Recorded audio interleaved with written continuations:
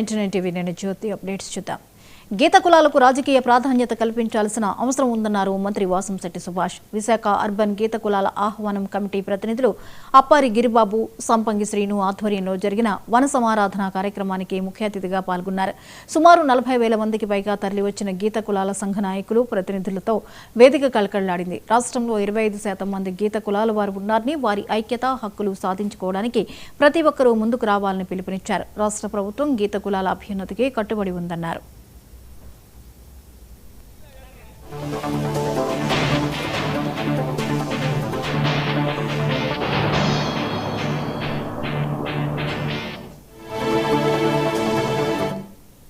మనం 25,000 మందితో పెడతాం, ఖచ్చితంగా సాధించుకుంటామని చెప్తాం.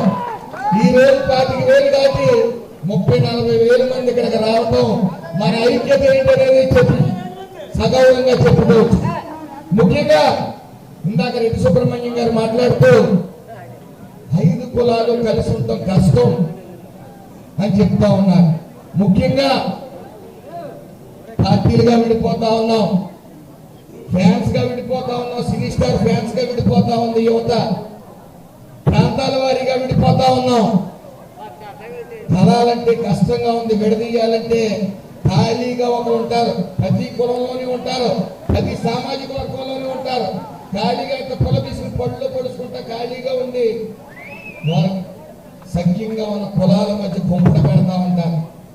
ఇందాక గౌత్ శిరీష గారు కానీ సుబ్రహ్మణ్యం గారు చెప్పినట్టు ఒక్కో ప్రాంతంలో ఆధిపత్య కులాలు ఉంటాయి. ఆధిపత్య కులాల్లో ఐక్యత ముందుండాలి.